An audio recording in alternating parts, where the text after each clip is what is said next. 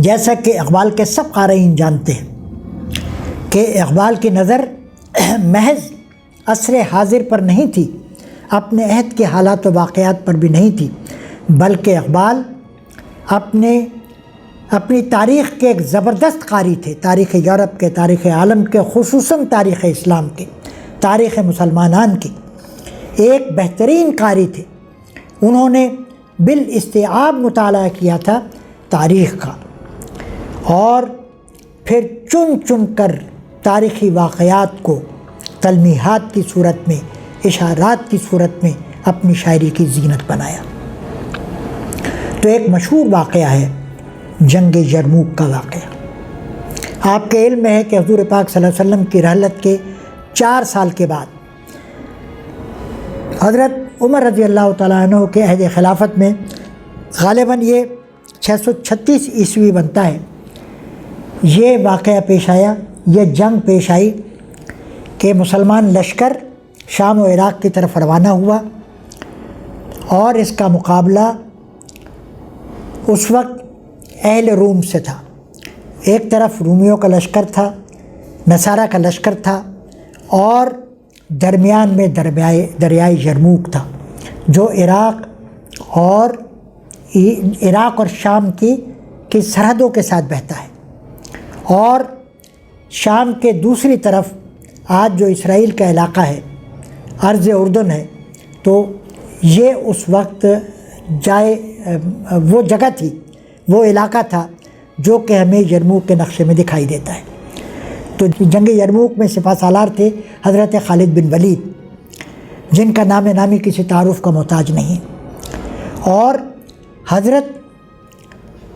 خالد بن ولید نے اپنی جنگی حکمت عملی کے تحت اپنے لشکر کو 10 مختلف حصوں میں، یمین و یسار میں، قلب میں، دائیں اور بائیں میں تقسیم کر دیا تھا، تاکہ دشمن کا بہتر طریق پر جنگ حکمت عملی کے تحت مقابلہ کیا جا سکے۔ بائیں طرف کے لشکر کے قلب میں سردار تھے حضرت ابو عبیدہ بن جراح۔ حضرت ابو عبیدہ کے کمان میں جو لشکر تھا، اس میں ایک نوجوان تھا۔ اس نوجوان کا واقعہ نظم کیا ہے علامہ اقبال نے اپنی نظم جنگ یرموک کا ایک واقعہ۔ کسی واقعے کو نثر کی صورت میں لکھنا تو آسان ہے، اسے بیان کر دینا بھی آسان ہے، لیکن اسے شاعری کا پیراہن پہنانا سہل نہیں ہے۔ اقبال کو یہ ملکہ حاصل تھا، جیسے کہ علامہ شبلی نعمانی ان کے پیشرو ہیں، انہوں نے یہ کام کیا، اور بعض دیگر شعراء نے بھی یہ کام کیا۔ تو اقبال نے مختلف تاریخی واقعات کو نظم کا پیراہن عطا کیا۔ دیکھیے کس روانی کے ساتھ، کس سہولت کے ساتھ اس واقعے کو نظم کیا ہے، اور اس واقعے کو صرف واقعہ نہیں رہنے دیا، ایک خشک تاریخی واقعہ، بلکہ عشق رسول کا مظہر بھی بنا دیا، اور اس میں ایک فکر بھی سمو دی، اور اس میں وہ شعری خوبیاں بھی ڈال دیں جو کہ شعری خوبیاں ہمیں متاثر کرتی ہیں اور ہمارے لیے باعث کشش ہوتی ہیں۔ صف بستہ تھے عرب کے جوانان تیغ بند، صف بستہ تھے، صفیں باندھ رکھی تھیں عرب کے جوانان تیغ بند نے، عرب کے جوانوں نے، سپاہیوں نے، مجاہدوں نے تیغیں اور تلواریں تھام رکھی تھیں، اور صف بصف کھڑے ہوئے تھے، جنگ برپا ہوا چاہتی تھی منتظر حنا کی عروس زمین شام۔ شام کی سرزمین پہ یہ معرکہ برپا ہونے والا تھا، تو اسی لیے عروس زمین شام کی ترکیب استعمال کیا ہے کہ وہ زمین دلہن تھی۔ دلہن کا اور مہندی کا تعلق آپ بخوبی جانتے ہیں، مہندی کے بغیر دلہن کا تصور نہیں ہے۔ میدان جنگ میں اگر کوئی دلہن ہو اور وہ زمین شام ہو، تو اس زمین کے ہاتھوں پر جو مہندی درکار ہوگی، جو مہندی لگائی جائے گی، وہ خون شہیدہ کی مہندی ہوگی۔ تھی منتظر حنا کی، وہ زمین میدان جنگ انتظار کر رہا تھا، وہ زمین منتظر تھی کہ کب جنگ چھڑے گی اور میرے ہاتھ مہندی سے سرخ ہوں گے، شہیدوں کا لہو گرے گا۔ ایک نوجوان، ابھی جنگ شروع نہیں ہوئی تھی، ایک نوجوان صورت سیماب مضطرب، سیماب پارا، مرکری، پارا جس طرح مضطرب ہوتا ہے، ٹھہرتا نہیں ہے، رکتا نہیں ہے، ہلتا رہتا ہے، تو جو مضطرب لوگ ہوتے ہیں، جن کے دل میں آگ لگی ہوتی ہے، جن کے دل میں کوئی تڑپ ہوتی ہے، گرمی ہوتی ہے، حرارت ہوتی ہے، جو کچھ کر کے دکھانا چاہتے ہیں، تو انہیں سکون نہیں ہوتا، وہ ایک تڑپ کا سراپا ہوتے ہیں سراسر۔ تو ایک نوجوان صورت سیماب مضطرب، بے چین ایک نوجوان سامنے آیا حضرت ابو عبیدہ کے، آ کر ہوا امیر عساکر سے ہم کلام، آ کر اس نے اپنے جنرل سے کہا، اپنے کمانڈر سے کہا، اپنے کماندار سے کہا، امیر عساکر سے کہا، حضرت ابو عبیدہ، اے ابو عبیدہ رخصت پیکار دے مجھے، اے ابو عبیدہ، اے میرے سالار، اے میرے کماندار، اے میرے جنرل صاحب، مجھے حکم دیجئے، مجھے اجازت دیجئے، مجھے رخصت دیجئے کہ میں اگلی صفوں میں جاؤں اور اپنی جان کا نظارہ پیش کروں اور شہادت کا رتبہ پاؤں۔ اے ابو عبیدہ رخصت پیکار دے مجھے، لبریز ہو گیا میرے صبر و سکون کا جام، میرے ہاتھ میں جو صبر کا پیالہ تھا اب یہ چھلکنے والا ہے، اب مزید صبر نہیں کر سکتا، یہ جام صبر چھلک جائے گا، ایسا نہ ہو کہ میں آپ کے حکم کے بغیر ہی چلا جاؤں، آگے بڑھ جاؤں اور اپنی جان کا نذرانہ پیش کر دوں اور آپ کی حکم عدولی کا گناہ گار ٹھہروں، کیونکہ میدان جنگ میں حکم سمعنا و اطعنا، رزم ہو یا بزم ہو، سننا اور اطاعت کرنا، یہ بنیادی اصول ہیں اسلام کے۔ تو آپ مجھے حکم دیجئے تاکہ میں سنوں اور اطاعت کروں، اے ابو عبیدہ رخصت پیکار دے مجھے۔ چشم تصور سے دیکھیے اس نوجوان کی تڑپ، اس کا تاثر، اس کے جذبے کی گرمی کو اپنے دل میں محسوس کیجیے، اور پھر اس کے الفاظ، اس کا لہجہ اور اس کی آواز کیسی ہوگی، اس کا انداز بیان کیا ہوگا، اس کا اسلوب کیا ہوگا، اس کی باڈی لینگویج کیا ہوگی، سر سے پیر تک شہادت کے جذبے نے اس کا کیا حال کر دیا ہوگا۔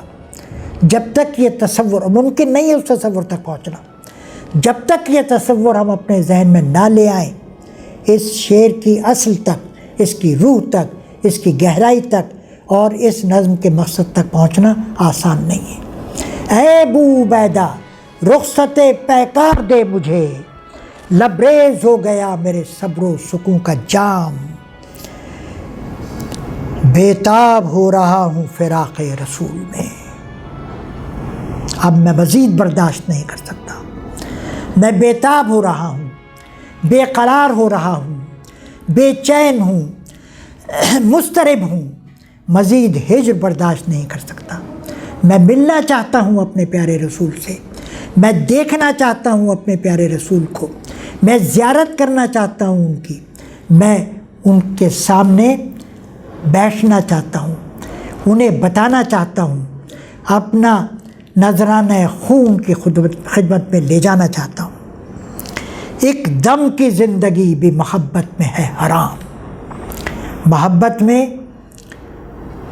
جینا حرام ہے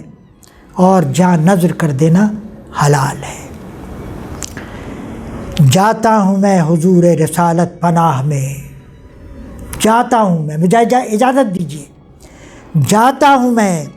حضور رسالت پناہ میں، لے جاؤں گا خوشی سے اگر ہو کوئی پیام، اگر آپ کا کوئی میسج ہو، کیوں نہیں ہوگا؟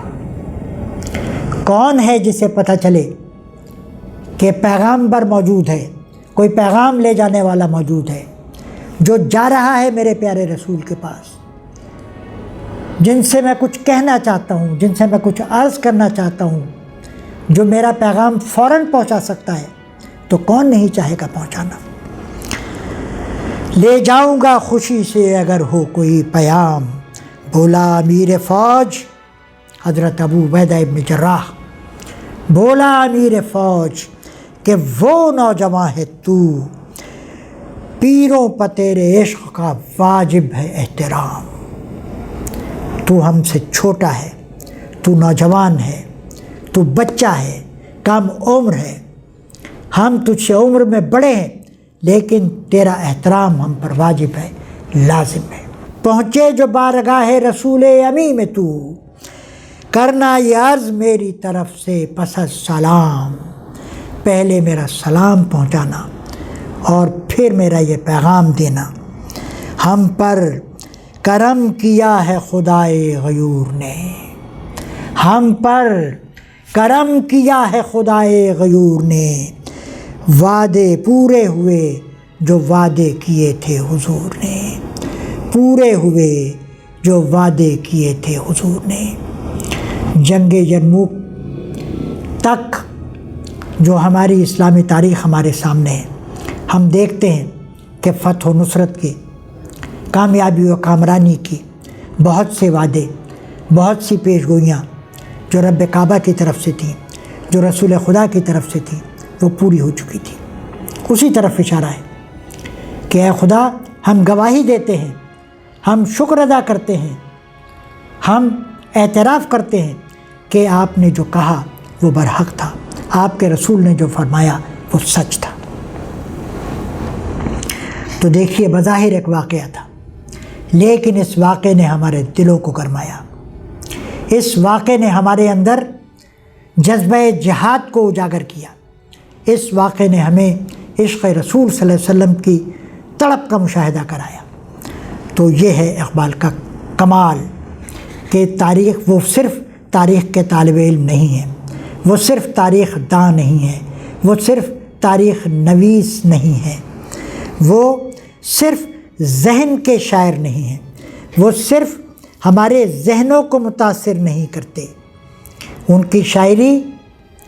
ذہن نشینی کا کھیل نہیں ہے، ان کی شاعری صرف ذہنوں میں بیٹھنا نہیں جانتی، دل نشینی کا کھیل جانتی ہے، دل نشینی کا کمال جانتی ہے، دل نشینی کا معجزہ جانتی ہے۔ وہ دلوں میں، دماغوں میں تو اثر کرتی ہے، دماغ تو اس کی طرف راغب ہوتے ہیں، لیکن جو دل کی آنکھ سے دیکھتے ہیں، جو دل کی آنکھ سے پڑھتے ہیں، وہ اس نظام فکر تک پہنچ جاتے ہیں جو نظام فکر کے بندھا ہوا ہے، جڑا ہوا ہے محبت رسول سے، الفت رسول سے اور مقاصد نبوت سے، اور جسے یکجا کرنے میں ہمارے اہل مشرق میں سب سے زیادہ کام کیا ہے، سب سے زیادہ عرق ریزی کی ہے، سب سے زیادہ دماغ سوزی کی ہے شاعر مشرق حضرت علامہ اقبال نے۔ اچھا، یہاں پر ایک سوال یہ پیدا ہوتا ہے کہ اقبال کی شاعری میں ابھی تک ہمیں وہ رواجی نعتیں کیوں دکھائی نہیں دی کہ ایک پوری نعت کو، جیسے کہ آج کل شعراء نعت لکھتے ہیں، پوری ایک نعت کو ہم بطور نعت پڑھ سکیں۔ نعت کی جو مروجہ تعریفات ہیں، اقبال، آج کل یہ بحث عام طور پہ ہوتی رہتی ہے کہ نعت ہے کیا، اور اس پر ایک سے زائد خیالات موجود ہیں، اور کچھ محسوسات میرے بھی ہیں اس حوالے سے، جو انشاءاللہ کسی اور موقع پر آپ سے کسی گفتگو میں پیش کروں گا۔ تو اس موقع پر صرف اپنا ایک مشاہدہ، اپنا ایک خیال، اپنی ایک سوچ پیش کر کے آگے بڑھاؤں گا اپنی بات کو، کہ میں یہ سمجھتا ہوں کہ اقبال کی نعتیہ شاعری ہمیں نعتیہ شاعری کا جو اصول فراہم کرتی ہے، یہ وہ اصول ہے کہ ہر وہ شاعری، ہر وہ کلام جو ہمیں مقاصد نبوت سے ہم آہنگ کرے، جو ہمیں نعت ذات رسول سے قریب تر لے جائے، جو ہمارے دل میں محبت رسول کا جذبہ بیدار کرے، جو ہمیں نبی کریم صلی اللہ علیہ وسلم کے مرتبہ اور مقام سے آگاہ کرے، جو آپ کی ذات کا کوئی حوالہ ہو، جو آپ سے محبت کا کوئی حوالہ ہو، وہ نعتیہ شاعری ہی کے ذیل میں آئے گا۔ اس پر مزید گفتگو تو اہل علم کرتے رہیں گے، اور ہمیں بھی جب کہیں موقع ملے گا تو اپنی گزارشات پیش کریں گے۔ اچھا، اقبال کے یہاں ان مخصوص قسم کی، مروج قسم کی نعتیہ کلام کے نمونے کیوں نہیں ملتے؟ اس لیے نہیں ملتے کہ بنیادی طور پر اقبال کی فکر کے جو بھی مظاہر ہیں، اقبال کے جو بھی تصورات ہیں، جو بھی اقبال نے فلسفے پیش کیے، اقبال نے جو بھی اصطلاحات وضع کیں، چاہے وہ اصطلاح عشق ہو، چاہے وہ علم و خرد ہو، فقر ہو، بندہ مومن ہو، خودی ہو، بے خودی ہو، یا اور چھوٹی شاہین کا تصور ہو، مرد حر کا تصور ہو، کوئی بھی تصور ہو، یہ تصور الگ الگ نہیں ہیں، ان کا اپنا الگ الگ وجود ایک حد تک تو ہے، لیکن ان سب کے درمیان ایک بائنڈنگ فورس ہے جو ان تمام تصورات کو ملاتی ہے، ایک جوڑنے والی قوت ہے، اور وہ قوت ہے عشق۔ زیادہ گہرائی میں جائیں تو وہ عشق اصلاً عشق رسول مقبول صلی اللہ علیہ وسلم ہے، جو ان سب تصورات کو جوڑتا ہے۔ اقبال بحیثیت شاعر جب سوچتے ہیں، جب غور کرتے ہیں، تو تصورات ان کے باطن سے صفحہ کرتاس پر منتقل ہوتے ہیں۔ اب ان کے باطن میں کیا کچھ موجود ہے؟ اقبال کے باطن میں تاریخ ہے، اقبال کے باطن میں فلسفہ مشرق و مغرب ہے، اقبال کے باطن میں سیاسیات مشرق و مغرب ہے، اقبال کے باطن میں تاریخ عالم ہے، اقبال کے باطن میں یونانی اساطیر ہے، اقبال کے باطن میں تاریخ اسلام ہے، سیرت نبوی ہے، مطالعہ قرآن ہے، عشق خدا ہے، عشق رسول ہے۔ یہ سب کچھ اقبال کے باطن میں موجود ہے، لیکن میں یہ سمجھتا ہوں کہ اللہ تبارک و تعالی نے اقبال کے باطن میں جو ایک مشینری فٹ کی تھی، بلکہ آسان لفظوں میں سمجھنے کے لیے اور سمجھانے کے لیے یہ میں مثال دوں کہ اندر جو ایک مکسچر رکھا ہوا تھا، اب اسے آپ دل کہیں، اسے آپ دماغ کہیں، یا دل و دماغ کا مجموعہ کہیں، وہ جو ایک مکسچر تھا، وہ مکسچر ان تمام چیزوں کو الگ الگ نہیں لاتا تھا، بلکہ اس میں اقبال کا فن شعر اور اقبال کی اسلوبیات اور اقبال کی ڈکشن کو بھی شامل کر لیجیے۔ یہ تمام چیزیں اقبال کے اندر کہیں اس اچھی طرح مکس ہو گئی تھی، اس اچھی طرح آمیز ہو گئی تھی کہ جب بھی کوئی خیال باہر آتا تھا تو وہ جڑا ہوا ہوتا تھا اقبال کے بنیادی نظریے سے، اور اقبال کا بنیادی نظریہ اسلام، اقبال کا بنیادی نظریہ تصور خدا کے بغیر نہیں ہے، اقبال کا بنیادی نظریہ اسلام محبت رسول صلی اللہ علیہ وسلم کے بغیر نہیں ہے، مقاصد رسول کے بغیر نہیں ہے۔ تو یوں ہم دیکھیں تو اقبال کی پوری شاعری کہیں بالواسطہ اور کہیں بلا واسطہ ہمیں عشق رسول ہی کے مختلف مظاہر کی صورت پہ دکھائی دیتی ہے۔